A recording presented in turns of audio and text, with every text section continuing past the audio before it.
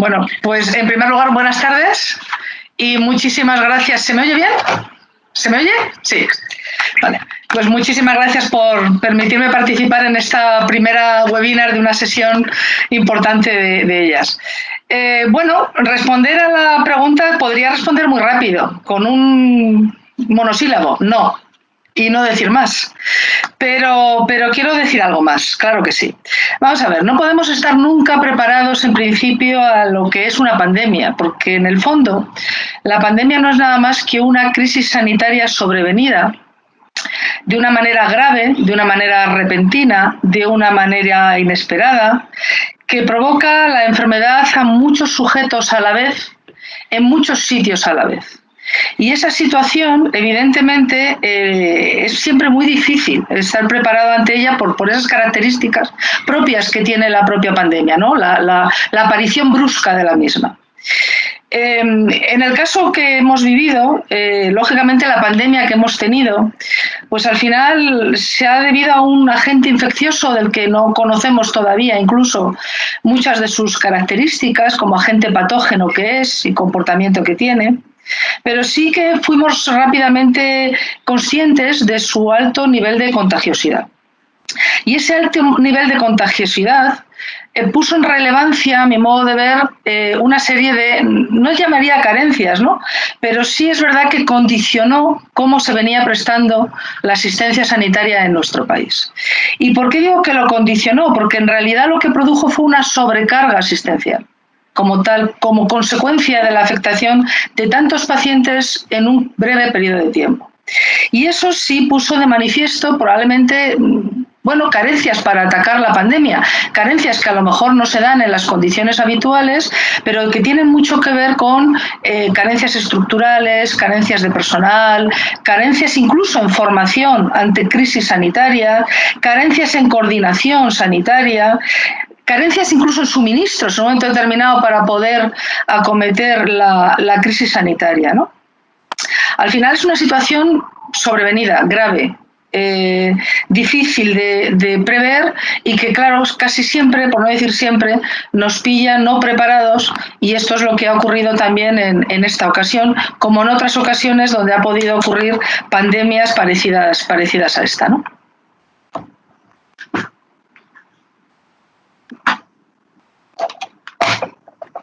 ¿Y tú, Belén? Yo, si Susana lo podía... Bueno, perdón. Muchas gracias por la invitación, por supuesto, y hola a todos. Ya parece que estamos metidos en tema y me olvido hasta de saludar. Si Susana respondía a esta pregunta con un monosílabo, yo podría responder con un par de frases. Creo que nos pilló con lo puesto y reaccionamos como pollos sin cabeza. Así lo resumiría yo un poco. Porque teníamos el antecedente del ébola, que ahí en el país, en la capital del país, lo vivisteis más de cerca, pero lo trajimos nosotros. Lo trajimos de África, de alguna manera, estoy hablando así un poco. Sin embargo, el SARS-CoV-2 vino rápido y con una intensidad que, vamos, es que en el 31 de diciembre nos comunicaban que estaban en Wuhan, en China, con lo lejos que queda China, y a 11M, menuda fecha, resulta que era una pandemia, estaba en todo el mundo. Y dices tú, puf, ¿cómo reaccionar ante esto, no? Y nos encontramos un poco con, estoy de acuerdo con lo que decía Susana completamente, que los recursos, nos dimos cuenta que los recursos de los que disponíamos eran finitos. Y la manera de reaccionar a esta limitación de recursos, ¿no? A ser conscientes que las cosas se acaban, no podíamos reaccionar, no sabíamos reaccionar ante ello, ¿no? Pero todavía hubo cosas peores, y es que, bueno, peores, que nos encontramos frente a situaciones para las que indudablemente no estábamos preparados.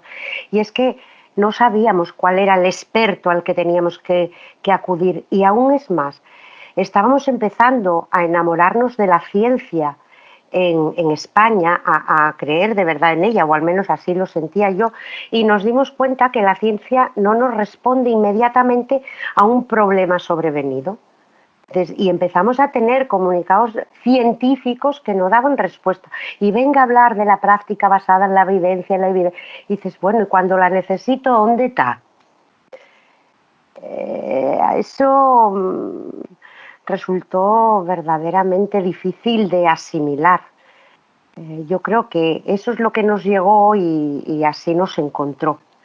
Yo creo que eso nos pilló con lo opuesto.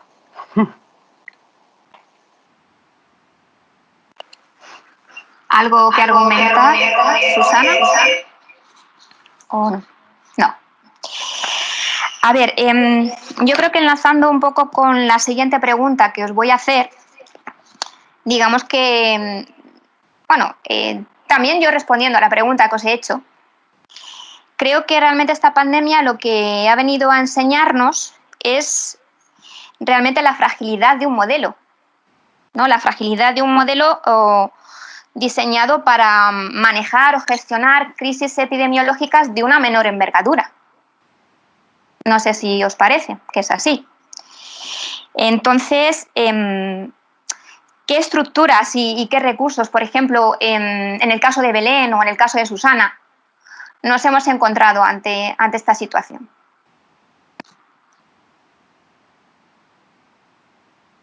¿Respondes tú, Susana? Que responda ahora Belén primero. Yo reitero un poco los recursos con los que nos encontramos y la falta de preparación. Cuando hablamos de simulacros, pensamos, o yo por lo menos pienso en una sala llena de gente en la que se genera un incendio. Y para eso, además es una formación estratégica de nuestras instituciones y de nuestras empresas. Sin embargo, aunque ya teníamos antecedentes de otras situaciones de alerta, no estamos formados ni hemos atendido a simulacros de evacuación. Y muchísimo menos sí que servicios especiales, estoy hablando en el campo de la salud, sí que pues, los servicios de atención urgente sí que hacen simulacros ante determinadas catástrofes, pero nosotros no teníamos recursos para abordar esto. Y lo que es peor, en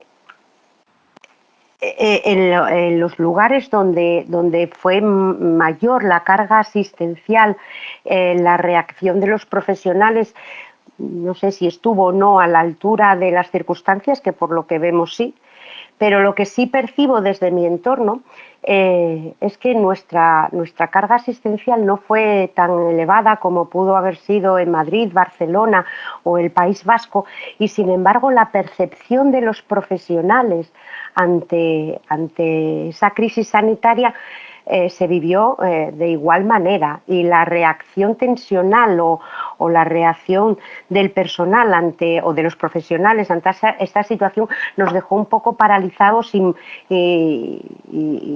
poco proactivos. Esa es la percepción eso es lo que yo he vivido en mi entorno.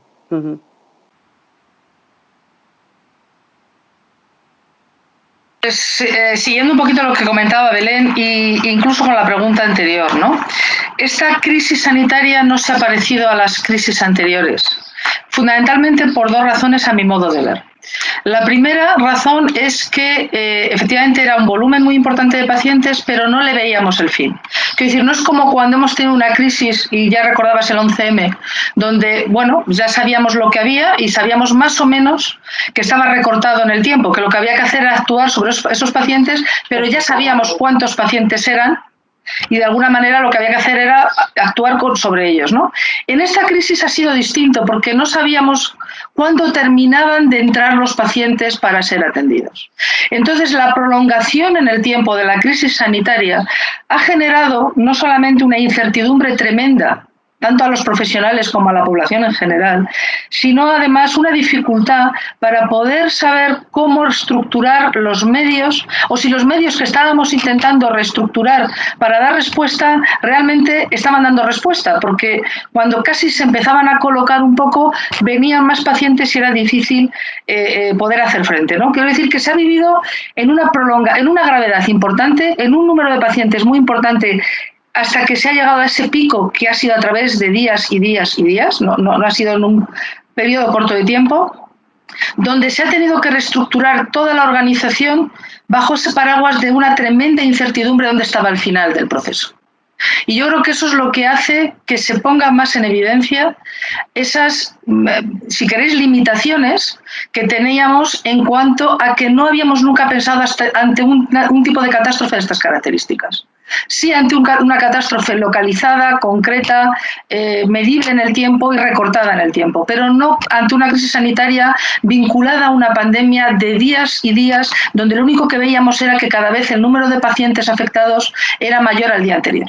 Y ese no saber el final, ese no saber cuándo se iba a alcanzar la meseta, ese no saber cómo abordar ese volumen tan importante de pacientes, yo creo que es lo que fundamentalmente ha generado, por supuesto, mucho estrés en los profesionales, en la ciudadanía y, por supuesto, en nuestra estructura, en nuestro sistema sanitario, porque no teníamos eso nunca pensado. Yo creo que no habíamos nunca previsto una posibilidad de esas características, ¿no? Y además extendido, que haya habido zonas de España con mayor repercusión, como muy bien decía Belén, pues quizá Madrid o Barcelona, una repercusión mayor, y con diferencias en los tiempos, porque no ha sido a la vez en todos los sitios de España.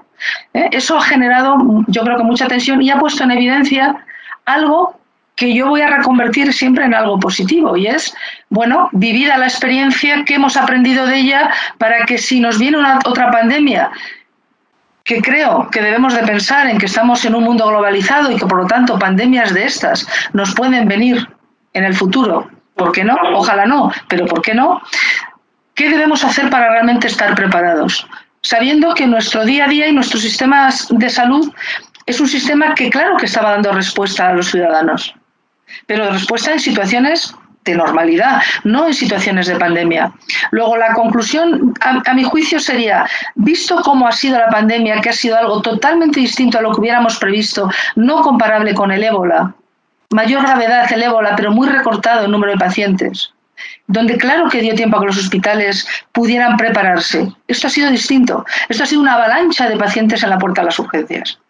Por lo tanto, a mi juicio, lo que habría que hacer es aprender de ello para ver cómo prepararnos ante posibles eventualidades parecidas o semejantes y poder darles una respuesta y controlar mejor esa incertidumbre o esa tensión que se ha producido tanto en los centros sanitarios como, y me vais a permitir, desde fuera de los centros sanitarios. Como sabéis, yo no he estado en centro sanitario, pero desde fuera también se ha percibido esa angustia de no llegar a poder dar los medios que necesitaban los profesionales en los hospitales, porque la situación globalizada no nos permitía, lógicamente, poder conseguir todos esos insumos, por ejemplo, que entendíamos que eran precisos, esos insumos cuyas cantidades realmente desconocíamos, pero solo sabíamos que tenían que ser muchos o todos los que pudiéramos conseguir. Y yo creo que en este sentido, bueno, pues es verdad, se ha puesto en evidencia el no estar preparados. Básicamente, el no haber pensado nunca en esta eventualidad, en esta situación, pero yo creo que debemos de aprovecharla, sacar conocimiento de ella y prever cómo poder comportarnos en el futuro si vuelve a ocurrir algo así. Sí, si me permites, me gustaría añadir a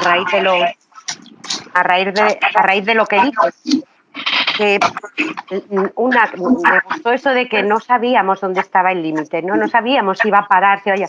Y es cierto que donde no tuvimos esa presión que tuvieron otras ciudades, vivíamos igual. Y el uso racional de los recursos de los que disponíamos, el estar al límite continuamente, generaba en los profesionales una tensión sobreañadida. Dice, si es que lo que tenemos, como no sabemos cuándo va a terminar esto, si es o si va a terminar, siempre tenías que estar con la tensión de decir, hay que guardar para mañana, hay que distribuir en función de las necesidades, de las mayores necesidades. Y eso es una tensión sobrevenida para la que los profesionales no estamos preparados. Indudablemente ninguno de los que vivimos hoy en este mundo estaba preparado, nunca había vivido algo semejante. La guerra de no sé qué, no, esto fue completamente nuevo para todos. Pero yo creo, también intento sacar lo positivo, pero hay veces que me resulta difícil porque quizás no seamos, no sé cómo decirlo, no seamos críticos con nosotros mismos y digamos, quizá lo que necesitamos sea prepararnos mejor como profesionales. Creo que nos falta la asignatura pendiente es la puñetera gestión del miedo y en nuestras facultades ni la asertividad ni la gestión del miedo, ya no hablo de liderazgo, y de tener un experto, no sé si se mezclan un montón de conceptos, ¿no? Pero en nuestro deseo por mantenernos informados, tanta información tampoco añadió calma. No sé, se me vienen ahora al oírte decir lo de no saber dónde estaba el límite. Muchas gracias. A ver, yo ahora quiero también puntualizar algo de lo que ha dicho Belén. Estoy totalmente de acuerdo con lo que acabas de decir porque yo esas situaciones también las he vivido, como tú bien sabes. Pero en el caso del miedo yo creo que también ha sido una cuestión de información y de formación. Porque no sé si recordaréis que al principio de esta crisis, la verdad es que la formación que el profesional sanitario recibía era escasa, por no decir nula. Entonces, eso también genera mucho estrés y mucho miedo, Belén. Incluso parte de la información que al principio recibíamos no era adecuada. No sé qué...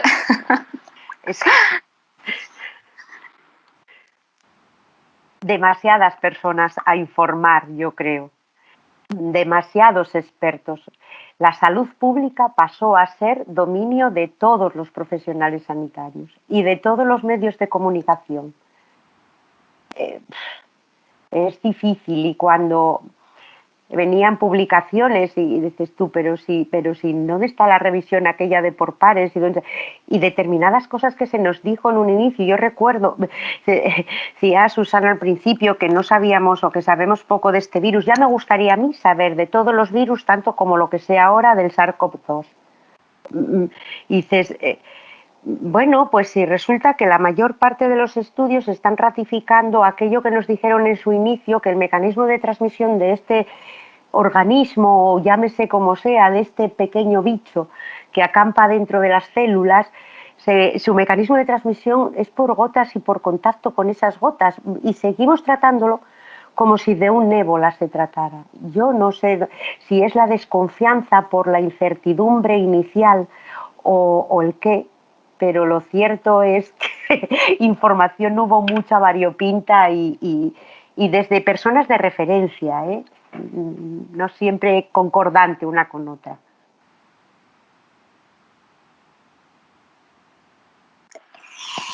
Bueno, pues vamos a pasar a la tercera pregunta, si os parece. Vamos a hablar ahora de lo que es la conciencia y la responsabilidad en esta crisis, ¿no? En esa conciencia, en esa responsabilidad que hemos podido ver en las personas, tanto en el personal sanitario como en el resto de colectivos. ¿Qué tenemos que decir a ese respecto?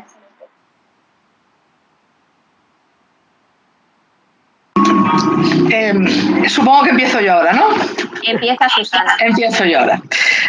Vamos a ver, yo creo que nuestro sistema de salud, básicamente, a mi modo de ver, asienta, podríamos decir, en dos pilares muy básicos, ¿no?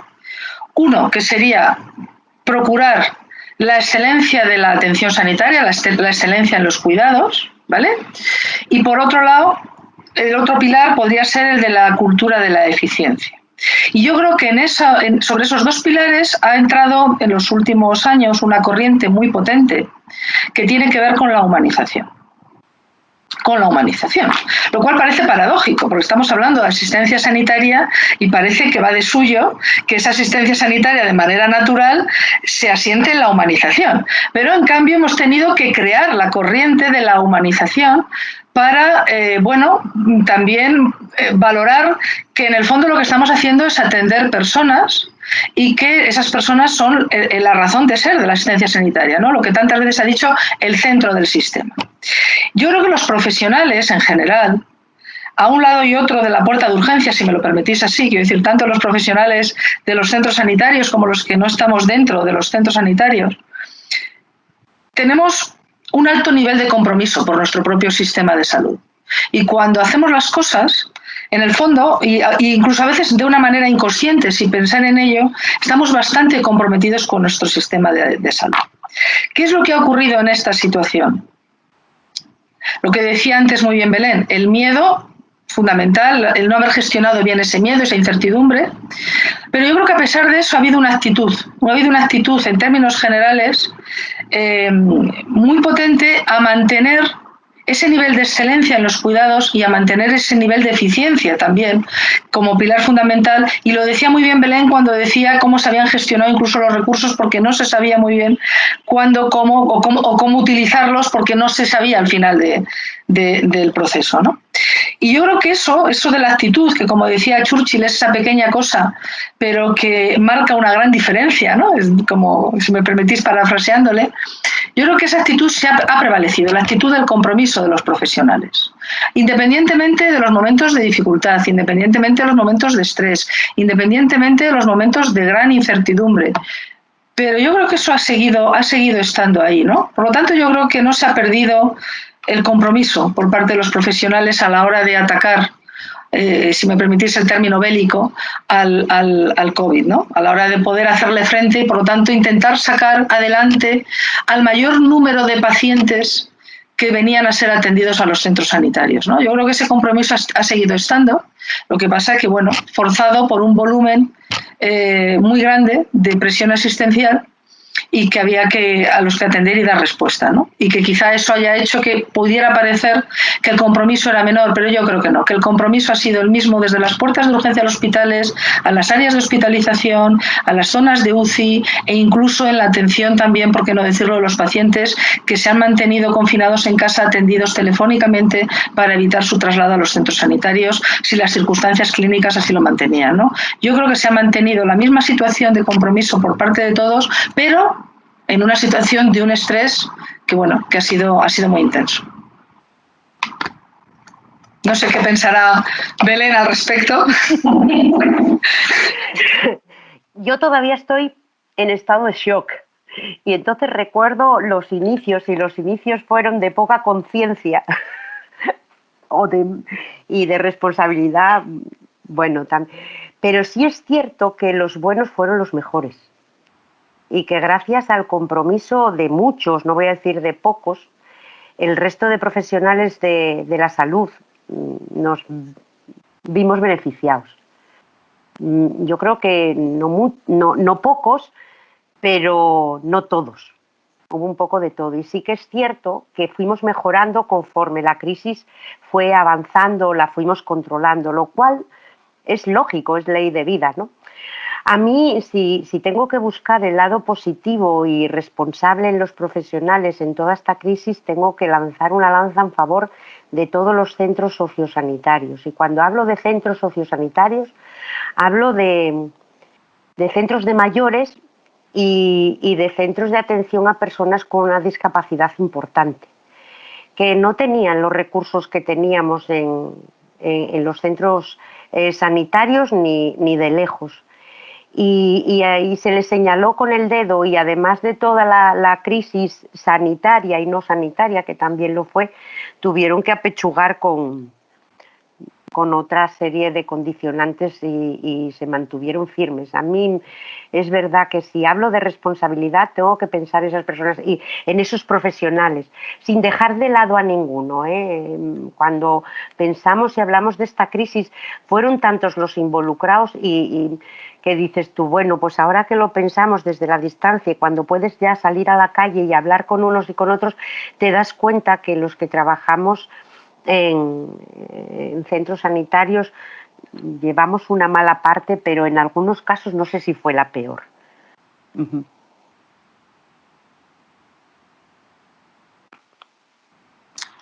Sí, bueno, yo creo que el término humanización en sí de lo que trata es de dar respuestas a una serie de necesidades, en este caso una serie de necesidades de los pacientes.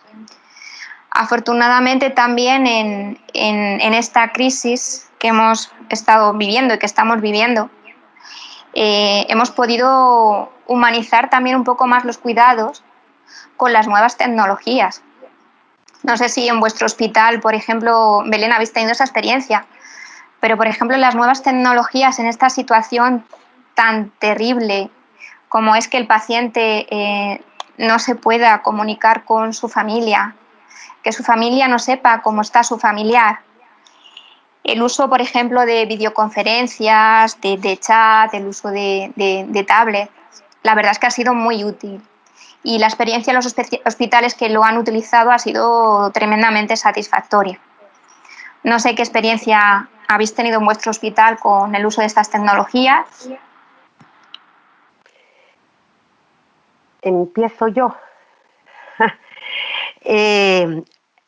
Por definición, una alarma sanitaria debe ser todo menos humanizadora. Deja de lado, ¿cómo se dice?, todos los derechos de las personas. Pasamos a atender el bien común en detrimento del bien individual. Las nuevas tecnologías, vuelvo a decir lo inicial. Lo que decía antes, inicialmente fue de todo, todo perdió atención, los cuidados. Ya no se pensaba, por ejemplo, ya que estamos aquí en este contexto, Grumab y tal, no se miraron para los procesos vasculares. Estoy hablando de mi entorno, no quiero generalizar, digo... no había infecciones de otro tipo. En mi entorno nunca las urgencias estuvieron tan bajas. Los pacientes, por miedo, las personas, los usuarios, no acudían. Y dentro de los hospitales, el centro de atención pasamos a ser nosotros mismos. Tanto miedo generaba este bicho, este virus, que el centro de atención, eso de la humanización vino después. Después nos dimos cuenta que las personas morían solas en los hospitales y que algunas casi no nacían solas porque no somos todavía capaces de eso. Pero sí. Y yo me imaginaba a mí misma ingresando, que no me gusta, me siento muy sola, me tocó unas cuantas veces estar en un hospital y no me gusta, necesito tener a alguien cerca, no hace falta que hable conmigo, solamente con que esté cerca me vale, pero yo, bueno, y cuando descubres que acercar las tecnologías a una persona COVID positivo supone un riesgo para uno, bueno, pues hubo personas que se planteaban cómo hacerlo, que yo esté segura, porque claro, después me llevo esta enfermedad para mi casa y mi casa es lo primero de todo, ¿no?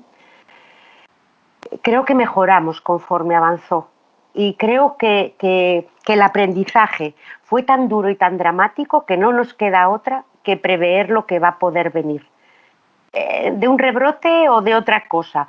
Pero desde luego nos queda mucho para aprender y tenemos mucho de qué aprender.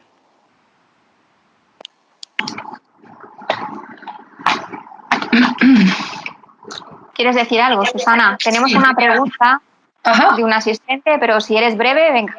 Sí, al hilo de lo que comentaba Belén, evidentemente yo lo he visto desde el otro lado y preguntaba Paloma con mucha razón sobre las tecnologías, ¿no? Desde el lado nuestro, de tener que estar haciendo contratación pública de diversos tipos. Evidentemente la crisis, y coincido contigo, y lo decía al principio, como crisis sanitaria es una crisis de salud pública y lo que ha de prevalecer es el bien común, y tú lo has explicado muy bien, pero desde el punto de vista de las tecnologías sí que es verdad que nos supuso un absoluto parón de lo que era nuestra forma de actuar habitualmente, quiero decir, de nuestros procedimientos de contratación pública, y en cambio entrar de lleno en una forma de contratar totalmente nueva, porque no teníamos ni siquiera experiencia a la hora de contratar como se ha estado contratando, aunque estuviera recogido dentro del articulado de la ley de contratos del sector público, pero no la habíamos utilizado nunca porque, lógicamente, nunca habíamos estado antes en una situación de emergencia como esta.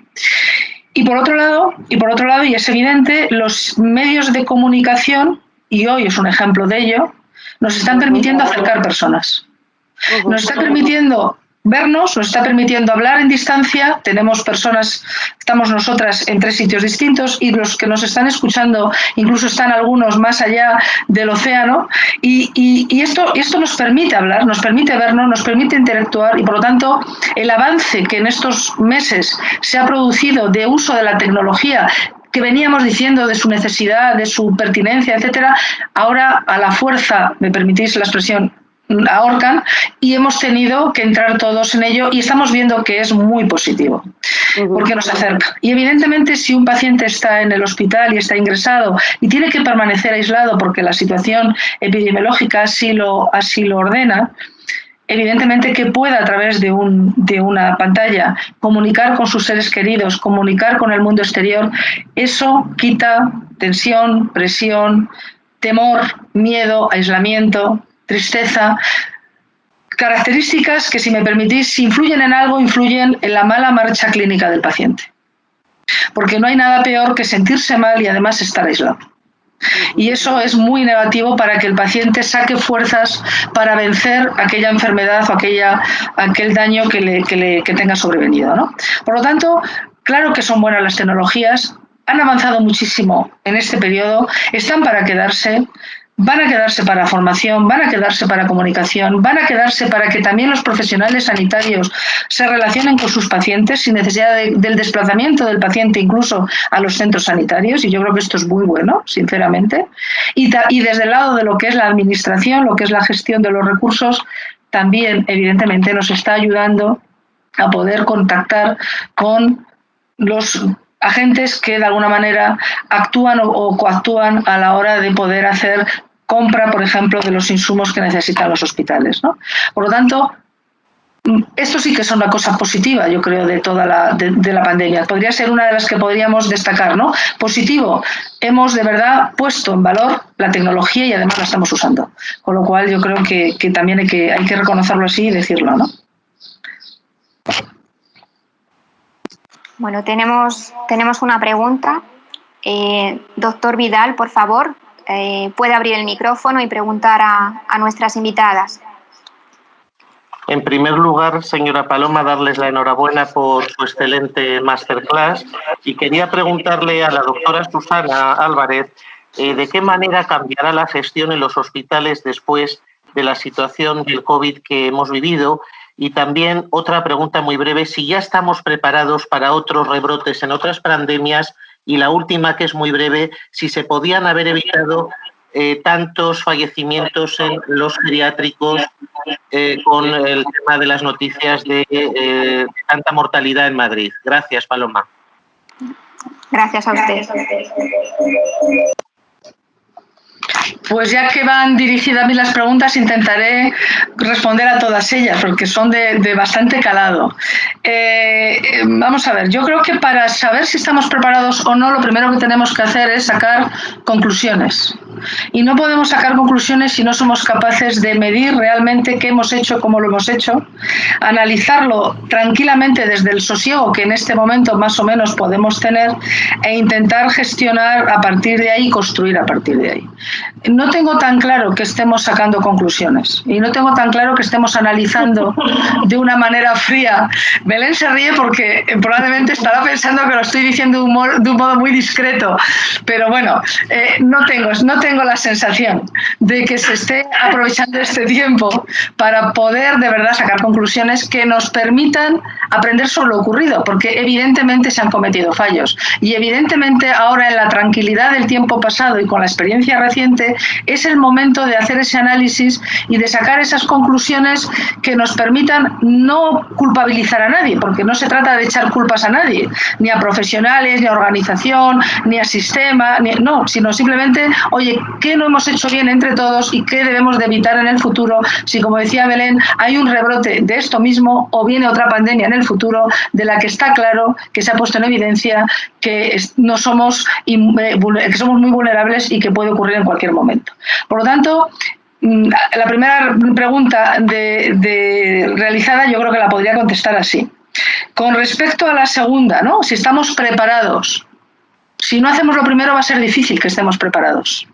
Si no somos capaces de sacar conclusiones va a ser muy difícil que lo estemos. Yo podría poner algún ejemplo de algo que me parece pertinentísimo y que creo que no se está haciendo en los hospitales y ojalá me equivoque y alguien me corrija.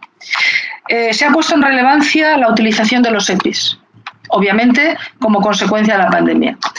Y la percepción que al menos yo tengo desde el lado que he vivido es un absoluto conocimiento de lo que son los EPIs, de cómo se han de utilizar, de por qué se utilizan, de qué manera se tiene que utilizar, qué profesional se tiene que poner qué tipo de EPI, etcétera, etcétera.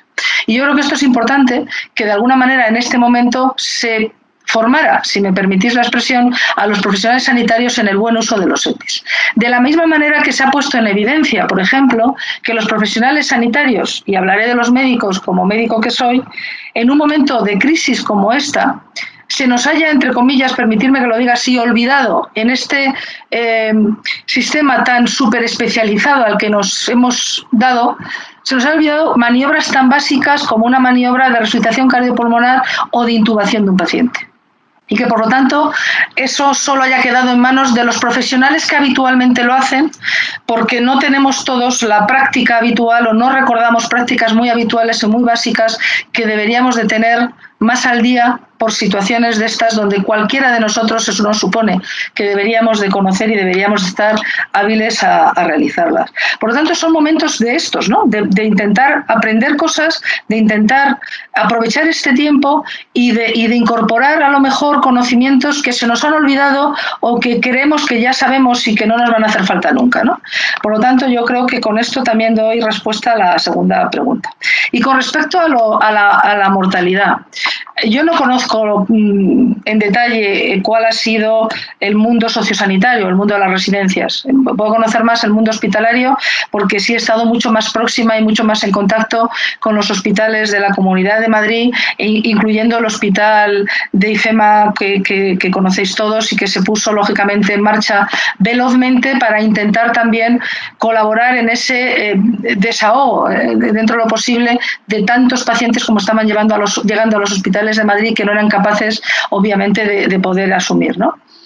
Pero no conozco tanto el mundo de las residencias. Lo que sí está claro es que el virus, el COVID-19, es tremendamente infectivo, tremendamente infeccioso, que ha producido una morbimortalidad importante y que desde el principio siempre se habló de una cierta vulnerabilidad de determinados colectivos ya con patologías previas o colectivos de edad, y evidentemente estos colectivos se dan mucho en las residencias, ¿no?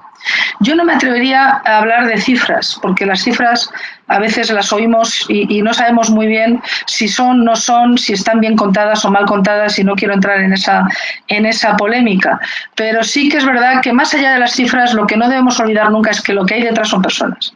Es decir, independientemente que hayan sido las que hayan sido, cada una de ellas ha sido una persona, cada una de ellas está implicada en una familia, es parte de nuestra sociedad y, por lo tanto, la sociedad ha sufrido en su conjunto con la desaparición de personas que no estaba previsto que desaparecieran.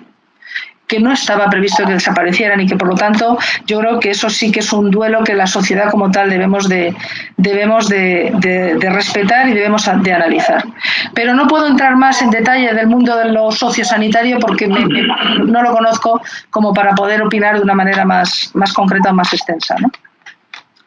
Muchas gracias, Susana. Yo le quería preguntar también a la señora Belén que si cree que el estrés pasará factura al grupo del colectivo de enfermería y si usted cree que hay un número de enfermeras suficiente en los hospitales. Gracias. No es que lo crea, es que estoy segura que va a pasar factura a las enfermeras, a los médicos, a las auxiliares, a los celadores, a los técnicos de rayos. Nos está pasando factura a todos.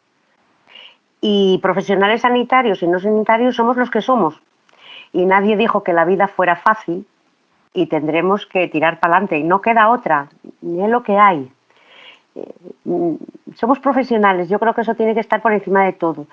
Bueno, por encima de todo. No sé si por encima o al lado, pero si hasta ahora fuimos suficientes, pues habrá que promover que los jóvenes se formen, que escojan esta vía de salida o aquella y que se apunten al carro, porque tenemos que cuidarnos unos a otros, ¿no?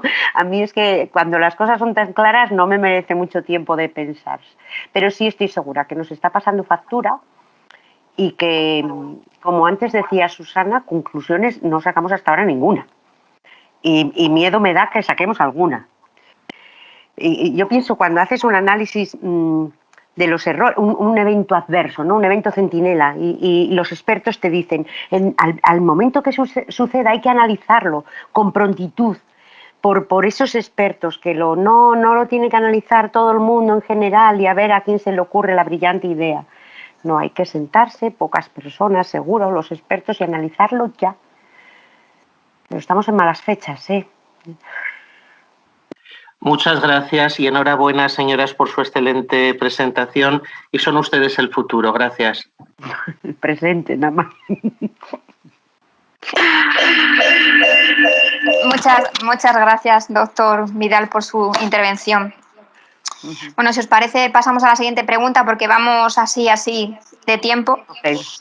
Y bueno, la verdad es que prácticamente las dos últimas las hemos ido nombrando durante el rodaje del webinar. Pero en cuanto a la desescalada, ¿qué me decís en cuanto a la desescalada y el control hacia esa nueva normalidad de la que tanto hablamos ahora? ¿Qué medidas y precauciones básicas consideráis que deberíamos seguir? Y esta pregunta también daría para mucho.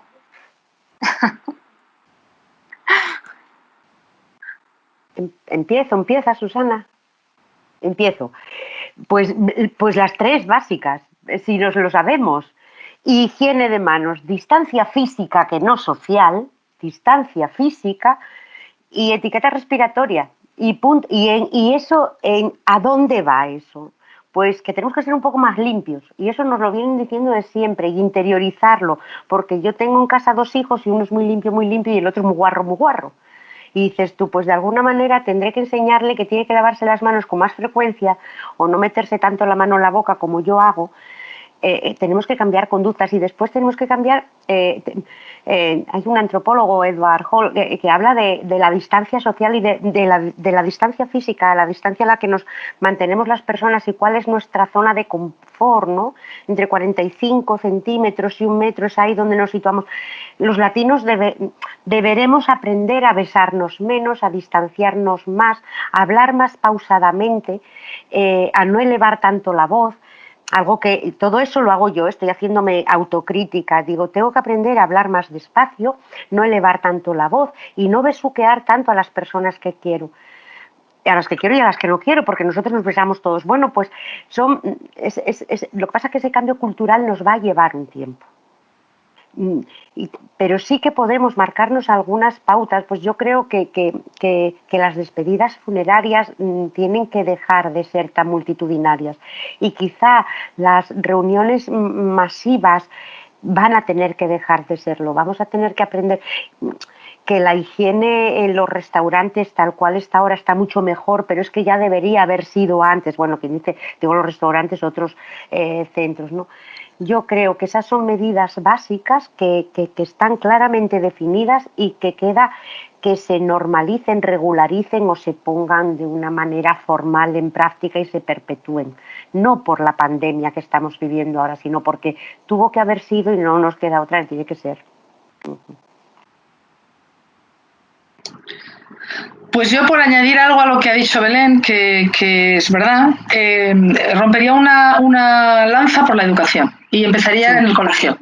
Sí. Yo creo que es fundamental la educación en los colegios, enseñar a los niños desde pequeñitos, hacerlo, que vayan aprendiendo esos hábitos de higiene, como tú muy bien has descrito, lavado de manos, etcétera. Yo creo que ese es el camino del futuro, parafraseando un poco lo que decía el doctor Vidal, ¿no? El futuro está en los pequeños. Y también los propios medios de comunicación. Yo creo que los medios de comunicación, y sobre todo cuando tantas personas hemos estado, ¿no?, confinados en domicilios, y el entretenimiento de la televisión y de estos medios, pues de vez en cuando yo creo que programas sobre higiene de manos, sobre educación, sobre cómo comportarnos, este tipo de cosas yo creo que también estaría bien, porque llega mucha gente y lógicamente nos va concienciando, porque si no nos concienciamos se nos va a olvidar, ¿eh? Vamos a volver a nuestras rutinas habituales, a nuestra vida más normal, y tenemos que ser conscientes de que el virus no se ha ido, que el COVID le tenemos, no sabemos muy bien en qué estado, si más o menos dormido, si por zonas, si no sabemos muy bien, pero el virus está y vamos a tener que vivir o convivir con él durante un tiempo que no sabemos tampoco cuánto, con lo cual también ahí hay una incertidumbre importante, ¿no? Por lo tanto, yo creo que medidas de educación a la población general y desde luego a los peques en el colegio es el camino, es el futuro.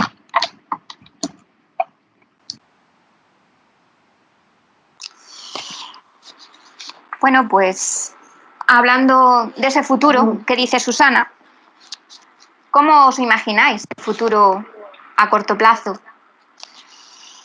¿Cómo deberíamos de actuar ahora?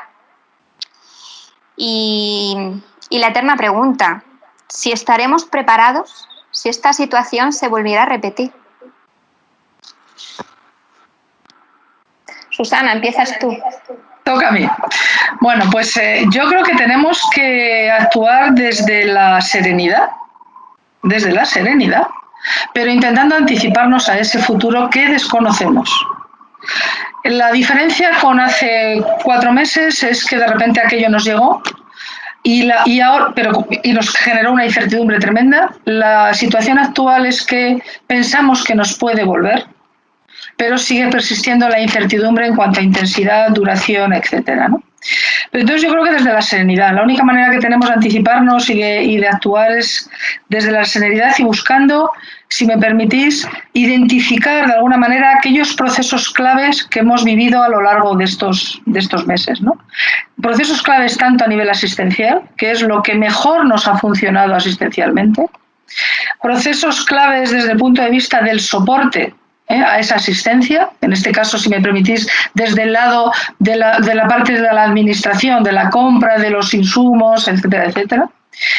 También, ¿qué es lo que mejor nos ha funcionado desde el punto de vista organizativo? Cómo se ha producido esa continuidad asistencial de la que tanto hemos hablado entre primaria especializada, la derivación del paciente menos grave, el seguimiento del mismo, o cómo, por ejemplo, en ciudades como la mía, como en Madrid, se pusieron en marcha los llamados hoteles medicalizados, tanto para la reincorporación del paciente después del hospital a su domicilio o incluso para los propios trabajadores que estaban a pie de hospital y que de esta manera se les evitaba poder volver a su domicilio con la ansiedad que muy bien decía al principio Belén, de poder contagiar o contaminar o traer o llevar el virus a sus propios familiares, ¿no? Yo creo que en este momento desde esa serenidad deberíamos de ser capaces de identificar esos procesos claves a esos distintos niveles y que nos permita por lo tanto anticiparnos en la medida de lo posible ante lo que haya de venir, que no sabemos lo que es, no sabemos cuándo será y no sabemos con qué intensidad se producirá. Pero sería un error tremendo que tropezáramos, aunque el ser humano es el que tropeza 2 veces en la misma piedra, pero sería un error tremendo, difícil de explicar, que volviéramos a enfrentarnos ante una pandemia o un rebrote y nos pillara en las mismas circunstancias que nos ha pillado hace 4 meses. Esa sería un poquito la idea que yo creo que sobre la que deberíamos asentarnos en este momento para anticiparnos a esa situación de futuro. Yo por añadir algo, ahí está, te escucho y parece que es Susana, digo, es la parte positiva de esta reunión. Yo siempre estoy viendo la parte, no veo la parte negativa, pero me sitúo, hago una reflexión. Me da la sensación de que ahora mismo estamos pasando esa fase de duelo. No llegamos aún a la aceptación. Acabamos de salir de la mayor parte de esta crisis, del punto más álgido, y lo que queremos es irnos de vacaciones. Es que necesitamos descansar. Entonces, yo no sé si negamos aquello que pasó, decías 4 meses, parecen 4 años, ¿no? ¿Cuándo empezó esto? Y digo, si yo tuve una reunión el 2 de febrero y no me acuerdo quién asistió, y fue antes de ayer, como quien dice. Estamos en esa fase de duelo y me da mucho miedo, no, me da mucho pánico que esta memoria histórica la perdamos. Que como no nos sentamos a analizar en qué podemos preparar ya, porque si estamos hablando de un posible rebrote, ese está en octubre y las vacaciones empiezan ya.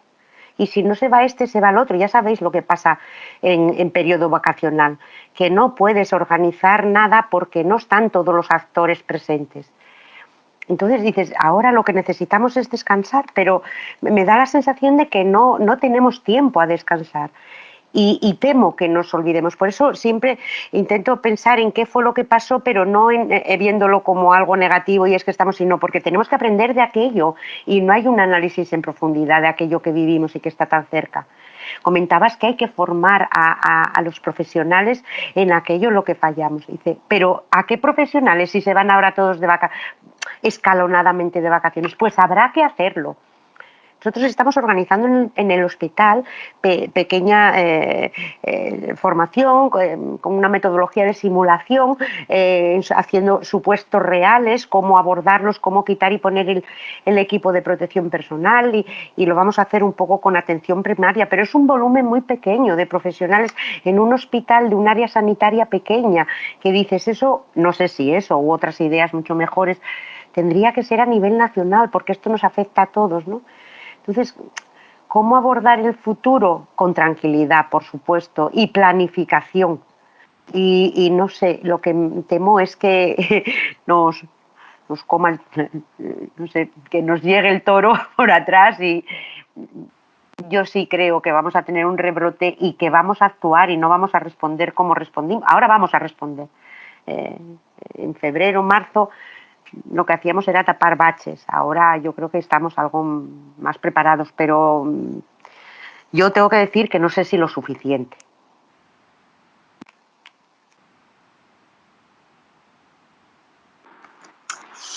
Yo lo que quería puntualizar también es que lo que sí que está claro con esta situación es que nos ha mostrado muy claramente tanto las debilidades como las fortalezas de las instituciones sanitarias en las que cada uno de nosotros trabajamos.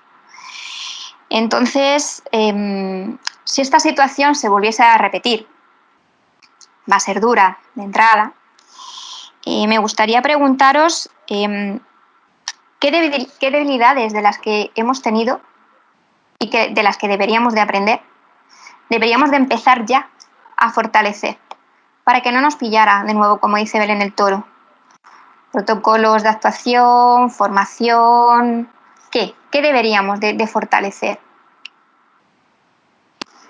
Nuestro mayor valor son las personas. No sé si con formación o con gestión del miedo o con atención psicológica ahora mismo, pero si no cuidamos de nosotros, que somos nuestro bien más preciado para las organizaciones. A mí es lo que más me cuesta, empatizo, la empatía es una de mis mayores virtudes y mis mayores defectos, pero suelo empatizar mejor con el débil y cuando me encuentro con un igual me cuesta más trabajo empatizar.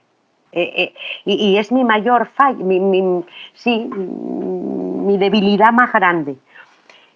Tenemos que los recursos humanos son el mayor activo que tiene la organización y tenemos que cuidarlos, pero no cuidarlos en doyte descanso, no, tengo que darte herramientas, las que tú necesitas para hacer el trabajo que tienes que realizar de la mejor manera posible. Eso no se consigue en 1 o 2 días, estoy de acuerdo, pero tenemos que acometerlo de una vez por todas, ¿eh? Si me permitís, al hilo de lo que decía Belén, yo creo que nos tenemos que quitar un poco de presión y me voy a explicar. Tenemos el cansancio, el agotamiento, muy bien lo decía Belén, de todo este tiempo transcurrido donde todos hemos tenido una sobrecarga emocional, de trabajo, etcétera, para poder, desde cada uno desde nuestro lado, aportar en la medida de lo posible para vencer la crisis, y hemos llegado al final de esta situación cansados. Y es verdad, como decía Belén, pues tenemos ganas de vacaciones. Pero a la vez somos conscientes de que puede ocurrir que en octubre estemos otra vez en un brote de mayor o menos intensidad y decimos, bueno, es que octubre está a la vuelta de 3 meses. 3 meses de vacaciones. Esto nos crea ansiedad en el fondo. Quiero decir, esto nos sobrecarga la tensión porque creemos que no vamos a ser capaces de llegar a nada. Y yo soy de la opinión de que, y es difícil, pero hay que intentar superar esa tensión e ir haciendo camino. Quiero decir, todo lo que vayamos haciendo, el ejemplo que decía Belén en su hospital de formación, todas las pequeñas aportaciones, aunque parezcan pequeñas, si se van acometiendo y se van acometiendo con normalidad, aunque lleguemos aparentemente a pocas personas o parezca un esfuerzo pequeño, en realidad va sumando en la buena dirección. Y cuando llegue el momento de octubre, si llega, nos pillará mejor que si no acometemos esas aparente pequeñas tareas o esfuerzos organizativos de planificación, de compra de recursos también, porque no, aunque no sepamos exactamente cuántos van a ser los que se necesiten, pero si tenemos recursos, ya tenemos también cosas previstas y preparadas que no teníamos en marzo. Por lo tanto, yo creo que nos tenemos, y es difícil, porque estamos todos cansados, pero tenemos que quitarnos la presión de encima e ir trabajando en esa dirección. Y tenemos también que hacer otra cosa, y es que si no hay rebrote en octubre, si no hay pandemia ni en octubre, ni en noviembre, ni en diciembre, ojo, no olvidarlo. Y por lo tanto, esas pequeñas tareas que hemos ido haciendo, hacerlas de manera sistemática, formar a nuestros profesionales, protegerles, ayudarles a la gestión del estrés, ayudarles y darles esas herramientas que a lo mejor no vuelven a hacer falta nunca más, pero que a lo mejor vuelven a hacer falta en algún momento y que merecen nuestros profesionales tener esa cobertura de alguna manera y esa preparación previa por lo que haya de venir. Por lo tanto, yo creo que es bueno que vayamos empezando. Lo poco que hacemos es mucho, porque es mucho más de lo que veníamos haciendo. Y no debemos de perder esa vía o ese camino y continuarlo y fortalecerlo y desarrollarlo, aun incluso en ausencia, ojalá, de nuevas pandemias, ¿no? Yo creo que sería un poco el planteamiento. Voy a trabajar contigo cuando quieras. Encantada de que trabajes conmigo y yo contigo, que seguro que aprenderé muchas cosas de ti. Bueno, si os parece, vamos a ir ya terminando porque ya estamos fuera de hora. El resto de preguntas que nos hayan hecho, si os parece, os las remitiremos para que las podáis contestar y enviárselas a los asistentes. Y simplemente para terminar voy a leeros el comentario de una compañera de Argentina, hablando de que las tecnologías nos unen. Viviana, se llama Viviana y nos dice: totalmente de acuerdo con todo lo que se ha dicho. De hecho, aquí en Argentina estamos viviendo muchas cosas que ustedes ya pasaron. Todas las sensaciones que comentaron las pasamos esta semana en el hospital. Muchas gracias. Gracias. ¿Queréis decir algo? Vivi. No, muchas gracias por la iniciativa, Pamela, Paloma. Pues claro que sí. Yo también agradecer y uniéndome a la compañera de Argentina, decirle a la compañera de Argentina que a lo largo de la historia todas las crisis y todas las pandemias las hemos vencido. Por lo tanto, esta también la tendremos que vencer entre todos, así que hay que ser ahí fuerte y no perder nunca la fuerza. Muchas gracias. Ha sido un placer conversar con Belén, a la que hacía tiempo además que no veía, y me alegra mucho verte de nuevo, Belén. Gracias claro que sí. Gracias, Paloma, por la oportunidad y mucho éxito para las dos. Muchísimas gracias a las dos. Un beso para ambas. Y muchísimas gracias a todos los que nos han seguido. No os olvidéis que el siguiente sábado tenemos otro. Chao. Hasta luego. Hasta pronto. Gracias. Suerte. Buen verano. Igualmente. Gracias. Igualmente.